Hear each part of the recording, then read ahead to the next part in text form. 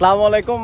এখন আই আছি দি আসলে পার্বত্য জেলা হত সুন্দরী চাইতে হইলে অনতন অবশ্যই হস্তকরণ পড়ব, অনিশ্চয়তার ভিতর দিয়ে আইন পড়ব, বিভিন্ন পারমিশন প্রত্যেকটা অনিশ্চিত হতক্ষণ এলাও করিব হতক্ষণ নকরিব। এখন বর্তমানে আর আছি দি ফারুয়া যাইবার আগ মুহূর্তে রাজস্থলের যে ভিউ পয়েন্ট, এই ভিউ পয়েন্টের সামনে ওনারা দেখতে লাগবেন এই সীমান্ত সড়ক। এই সীমান্ত সড়ক দিয়ে মানুষ বর্তমান বাংলাদেশের যে সীমান্ত রাজস্থলের শুরু করে একদম থানচি শেষ পর্যন্ত যে সীমান্ত সড়কের হাসপাতালের এই সীমান্ত সড়ক তা আজ শুক্রবারের দিন আরা গ্রুপ সহকারে বেকুন এসি প্রচুর বেকুন।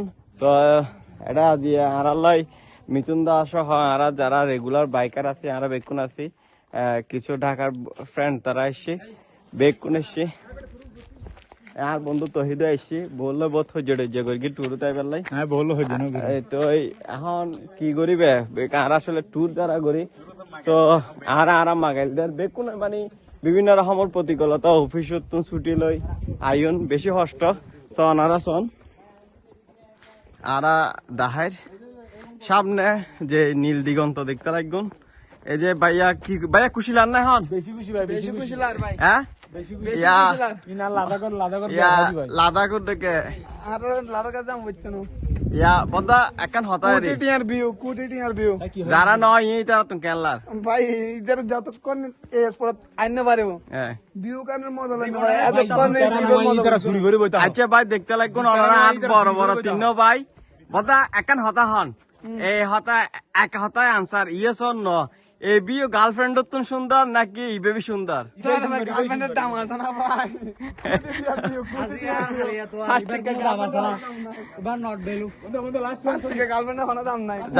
যারা নয় এটার উদ্দেশ্যে কি হইবেন?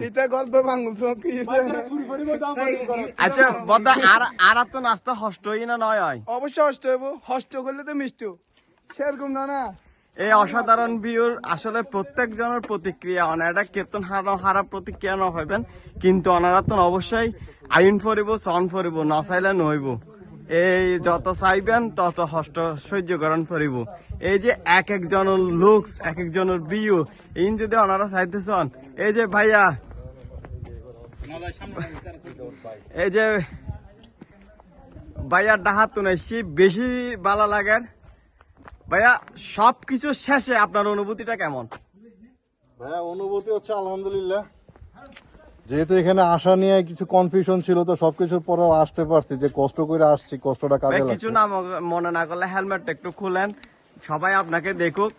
যারা আসলে এই কষ্ট স্বীকার করবে তারা কি লাভবান হবে নাকি? অবশ্যই ভাই, এটা মানে এখানকার যে সৌন্দর্যটা বা রাস্তার যে জিনিসটা, রাস্তার যে মজাটা, ভাইয়া যদি কেউ কষ্ট করে আসে এটা পয়সা। আপনার জার্নি পথটা করতে গেছে, ডেস্টিনেশন কোথায় ছিল? আমি ঢাকা থেকে আসছি ভাইয়া।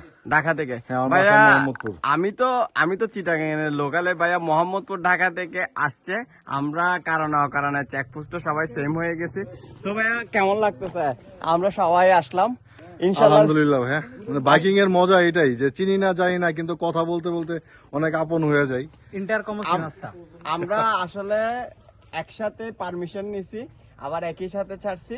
আসলে একটা জিনিস, বাইকাররা সব সময় এক জায়গায় সিদ্ধান্তের বেলা ঐক্যবদ্ধ অলওয়েজ। আমি আজকে হ্যাপি বাইকিং। আমি আজকে এখানে এমন একটা জায়গা থেকে, এখানে আরো ভাইয়া আছে ভাইয়া, আমরা সবাই একমত অ্যাক্সিডেন্ট হবে, তাই বলে এলিভেটেড অ্যাক্সেস ওয়ে গুলাতে যে সকল ছাত্রী বাইকারদের জন্য বাইকার নিষিদ্ধ করা হয়েছে, আমরা সবাই দাবি করি বাইক যেন উন্মুক্ত করে দেওয়া হয়। আইনের প্রয়োগ হোক, হ্যাঁ আইনের প্রয়োগ। হ্যাঁ, বাইক চলাচল নিষেধাজ্ঞা কেন? যারা ঝামেলা করতেছে, যারা আইন মানতেছে না, এদেরকে পানিশমেন্টের আওতায় নেন।